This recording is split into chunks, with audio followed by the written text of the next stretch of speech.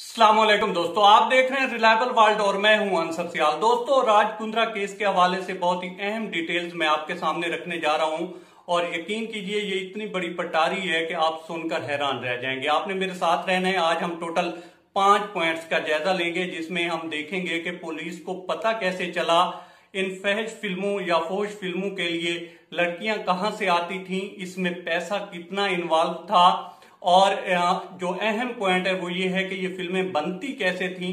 और हम देखेंगे कि शिल्पा शेट्टी को इस सारे मामले का पता था भी कि नहीं था, उसको हम ब्लेम कर भी सकते हैं कि नहीं कर सकते। दोस्तों, फरवरी में जो है पुलिस को क्राइम ब्रांच को पता चलता है कि एक पोश इलाका है, वहां पे एक बंगला है और वहां पे जो है कुछ गैर इखलाकी सरगर्मियां चल रही हैं। पुलिस छापा मारती है और वहां से 4 लोगों को गिरफ्तार करती है, जिसमें गहना विशेष और तनवीर हाशमी भी शामिल होते हैं। अभी जो है पुलिस ने एक और शर्लिन चोपड़ा को भी जो है समन भेजे हैं। बहरहाल 4 लोगों को तब पुलिस गिरफ्तार करती है और उनसे पूछताछ करती है। मामला इसी तरह चलता रहता है और मजीद प्रोब जब बढ़ती है तो पता चलता है कि ये बहुत बड़ी चेन है और इसमें जो है राज कुंद्रा इन्वॉल्व हैं और इसके जो ताने बाने हैं वो मिलते हैं लंदन से। वो इस तरह से पता चलता है कि एक मुलाजिम कह लें या इसी गैंग का हिस्सा कह लें, एक बंदे से एक डिवाइस मिलती है जिसके अंदर पूरा 2 साल का प्लान होता है और उसके अंदर जो अमाउंट लिखी गई होती है वो पाउंड्स में लिखी गई होती है। तो वहां से अंदाजा लगाया जाता है कि इसके जो ताने बाने हैं वो लंदन से जाकर मिलते हैं। पुलिस इसी दौरान जो है राज कुंद्रा के घर छापा मारती है और राज कुंद्रा को पकड़कर ले जाती है। इसके बाद इसी दौरान जो है उस बंगले पर भी छापा मारा जाता है राज कुंद्रा के साथ और वहां पे जब छापा मारा जाता है तो उस वक्त भी एक फौज फिल्म की शूटिंग चल रही होती है। मतलब पुलिस जो है रंगे हाथों पकड़ लेती है इनको। इसके बाद पुलिस जो है मजीद इसमें प्रोब जो है जारी रखती है और फिर पैसे का पता लगाती है कि इसमें पैसा कितना इन्वॉल्व है। जब पैसे का पता चलाती है तो पता चलता है कि मर्क्यूरी इंटरनेशनल, जो कि जुए की एक बहुत बड़ी चेन है, वहां से एक ही महीने में 13 लाख और 15 लाख रुपए आए हैं राज कुंद्रा के अकाउंट्स में। और इससे पता ये चलता है कि जो भी यहां से इस फौज फिल्मों से कमाई होती थी वो लगती थी जुए के पैसे में और वहां से जो है उसकी ट्रांजैक्शंस होती थी राज कुंद्रा के अकाउंट में। और उसके बाद फिर टोटल जो अमाउंट सामने आती है उसमें जो है 46 करोड़ रुपए होती है और इसमें जो मुनाफा है बल्कि 140 करोड़ होती है और इसमें जो मुनाफा होता है वो खालिद मुनाफा 34 करोड़ रुपए बताया जाता है। इसके बाद जो है पता चलता है कि जनाब इसमें मजीद प्रोब करने की जरूरत है और ये फौज फिल्में तो बनती थी लेकिन इसके लिए ये लड़कियां कहां से आती थी। तो उसका तरीकाकार ये उन्होंने बनाया हुआ था कि फिल्मों का झांसा दिया जाता था, ग्लैमर का झांसा दिया जाता था और जो भी इसमें जाना चाहती थी लड़कियां वो अपने इंटरव्यूज के लिए आती थी। उसमें मकामी भी हो सकती हैं, मॉडल्स भी हो सकती हैं, मुख्तलिफ जो है सोसाइटी से ताल्लुक रखने वाली लड़कियां वहां आती थी और उनको फॉरवर्ड किया जाता था राज कुंद्रा की तरफ। और राज कुंद्रा जो है उनको ये झांसा देते थे कि आपको कुछ तस्वीरें बनवानी होंगी और उसके बाद जो है ये इंटरव्यू के नाम पे सारा कुछ होता था और उसके बाद जो है आपकी सिलेक्शन होगी।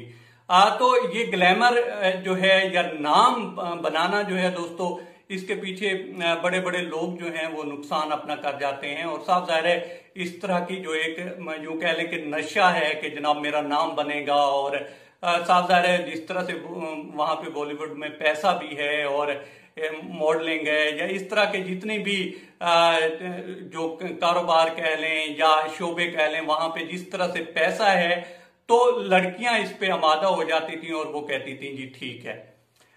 फिर इसका जो अहम पहलू है या तरीकाकार है कि इसमें फौज फिल्में बनती कैसे थी, उसके लिए इनका तरीकाकार ये था कि इब्तदाई स्टेज पे, इनिशियली स्टेज पे लड़कियों को ये कहा जाता था इंटरव्यू के नाम पे कि आपकी हाफ न्यूड पिक्चर्स ली जाएंगी।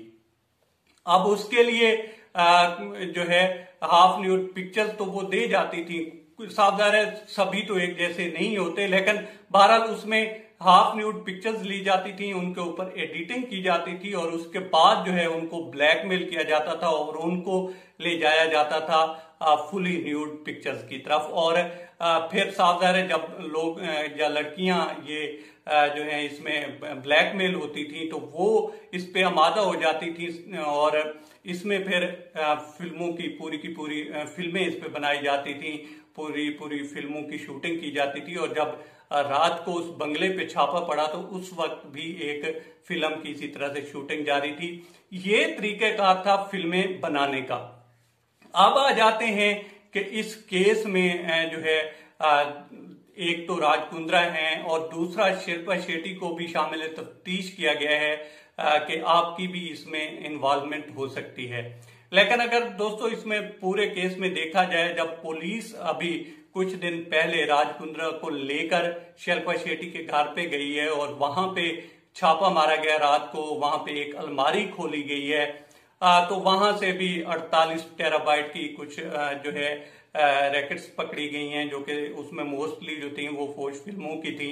तो उस वक्त कहा जाता है कि शिल्पा शेट्टी जो है वो अपने खामन पे चिल्लाई हैं कि आपने हमारी जो इज्जत है वो खाक में मिला के रख दी है। अब पहले हमारा कितना नाम था और वो काम नहीं था कि आपने इस तरह का काम शुरू कर लिया। हमें किस चीज की कमी थी, हमें किस चीज की जरूरत थी कि हमें आपने इस जो है एक बुरे या गंदे धंधे में डाल दिया और जिससे हमारी बदनामी हो रही है। तो इस केस में अगर इस तरह से देखा जाए, उसका रिएक्शन चेक किया जाए शिल्पा शेट्टी का, तो इससे तो लगता है कि उनको पता नहीं है। लेकिन दोस्तों अगर इसमें पैसा देखा जाए, फिर तरीकेकार देखा जाए, तो इससे बंदा दम खुद रह जाता है। और इसमें लोग सिर्फ फंसते एक ही वजह से थे, वो थी मशहूरी की लस्ट कह लें या फेम की लस्ट कह लें, ग्लैमर की लस्ट कह लें। इसमें आकर जो है लड़कियां फंस जाती थी और इसी में आकर वो जो है अपना सब कुछ यूं कह लें कि बर्बाद कर बैठती थी।